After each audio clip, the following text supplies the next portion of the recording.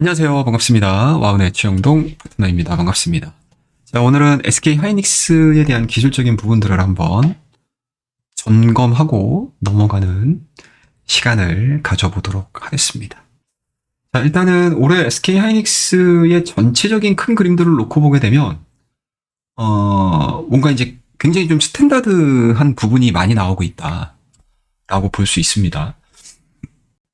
올해 상반기만을 놓고 보게 되면 상승 추세가 완벽하게 좀 뚜렷하게 보여지는 기업이라고 우리가 확인을 해볼 수가 있겠죠. 그러니까 저점 자체가 계속 우상향되는 패턴들을 보여주고 있기 때문에 이 범위 자체를 깨지 않는다라고 하게 되면 주가의 추이는 우상향에 대한 모습들을 상당히 많이 보여주는 거겠죠. 그에 따라서 올해 초반과 올해 7월달, 8월달로 넘어가는 이 기간까지의 움직임들만을 놓고 보게 되면 상승 추세가 그대로 시현이 됐다라고 볼 수 있습니다. 그러니까 이런 종목군들 같은 경우는 좀 트레이딩하기가 좀 편하죠. 이런 상황 속에서는. 그러니까 이 라인과 이 라인이 형성이 되기 전까지는 기술적인 분석들만을 가지고 매매하기가 상당히 까다롭겠지만, SK 하이닉스가 속해 있는 HBM 시장 내에서의 지위 자체가 흔들리지 않고 전방산업이라고 할 수 있는 섹터에 대한 움직임들, 그리고 기업에 대한 움직임들이 지칠 줄 모르고 계속 우상향되는 그림들을 그려왔기 때문에 그 대장주를 따라가는 입장에서는 SK 하이닉스의 방향이 단기간에 꺾이지 않는 거죠. 그러면 내가 이 자리와 이 자리에서 못 들어갔다 하더라도 이 세 번째 조정 구간, 그러니까 두 번째죠, 사실상. 두 번째 조정 구간에서 이 첫 번째 저점과 두 번째 저점을 잇는 이 라인에서 크게 이탈시키지 않는다라고 하게 되면은 매수로서 대응을 하게 되면 생각보다 좀 괜찮은 수익률을 달성을 시킬 수 있었던 구간이 올해 5월달, 6월달, 7월달까지 이어졌다라고 보시면 됩니다. 그럼 이 구간 동안에 주가가 횡보를 한다라는 거는 이게 올라갈 수 있을 만한 동력이 없다는 얘기거든요.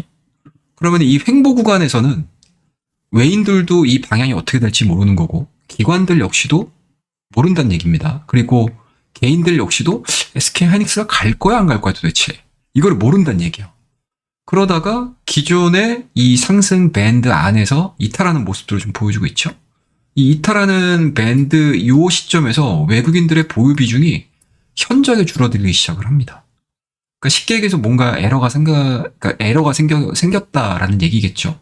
그에 따라서 기존에는 이 상승 밴드로 들어가고자 하는 에너지가 충만했던 시기가 이 7월달하고 8월달로 넘어가는 이 과정에서는 이탈이 나왔다라는 얘기죠. 그 이후에 굉장히 빠른 속도로 리바운딩이 이루어졌지만 기존의 상승 밴드에서 이탈을 했기 때문에 이 상승 밴드로 들어가야 된다고 하게 되면은 엄청난 이슈라든지 호재라든지 모멘텀이 있어야 되거든요. 근데 그 모멘텀들을 찾지 못하다 보니까 기존의 지지 라인이라고 할 수 있는 이러한 주요 넥라인들이 저항으로 완전히 바뀌어버리는 거죠. 그에 따라서 이 SK 하이닉스의 최근의 밴드 흐름들을 보게 되면 그냥 박스권이라고밖에 해석이 안 돼요. 저점으로는 16만원? 보이시죠? 저점으로는 16만원입니다. 그리고 상단으로는 이제 20만원, 21만원 정도 요 라인을 이어보는 이러한 박스권에서 진행이 되고 있는 상황들이기 때문에 현재 지금 17만 4,500원을 보여주고 있는 SK 하이닉스 같은 경우는 기술적인 부분들에 있어서는 업사이드가 오히려 하방 리스크보다는 훨씬 더 좀 큰 상황이겠죠.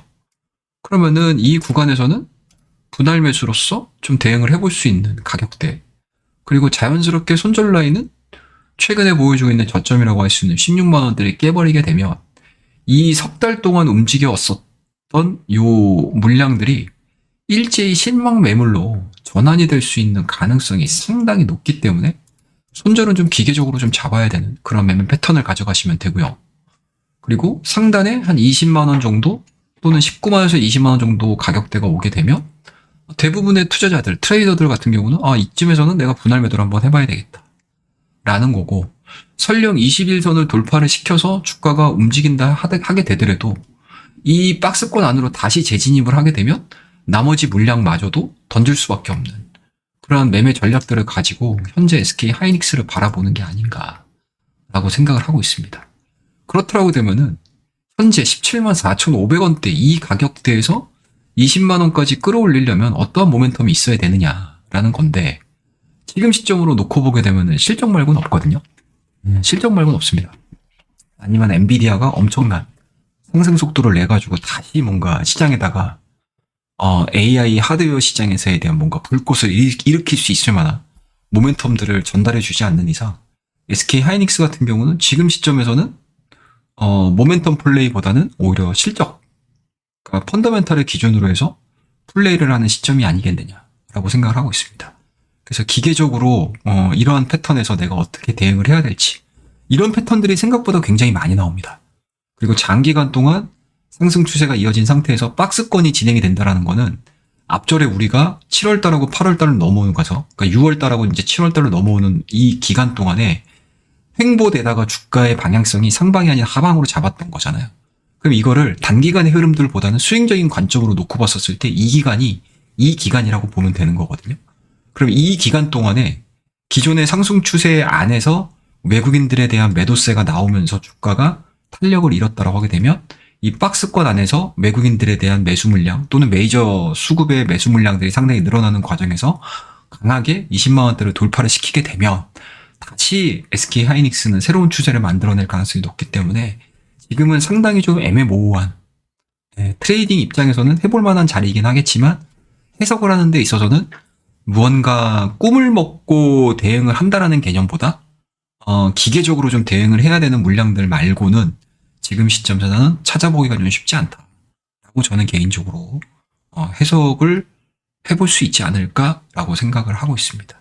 그래서 SK 하이닉스를 가지고 계신 분들 뭐 지금 당장 좀 주가에 대한 흐름들이 좀 답답하게 움직인다 하더라도 최근에 8월달, 9월달, 10월달, 11월달까지 이어지는 과정에서 진행되고 있는 이러한 추세들을 파악을 해보시게 되면 생각보다 좀 여유 있게 SK 하이닉스를 좀 대처를 하고 대응할 수 있지 않겠냐라고 말씀드리도록 하겠습니다. 자, 오늘은 제가 오랜만에 이 기술적 분석을 한번 해본 것 같아요. 그래서 좀 어색하실 수도 있으신데, 요런 시간들도 앞으로도 한번 많이 좀 관심을 좀 가져보도록 하겠습니다. 그래서 오늘 SK 하이닉스에 대한 전체적인 차트 그림들, 차트 흐름들 한번 좀 체크해보는 시간을 좀 가졌고요. 오늘 내용이 마음에 드셨다면, 괜찮으셨다면, 도움이 되셨다면 구독과 좋아요, 알림 설정 부탁드리도록 하겠습니다. 감사합니다.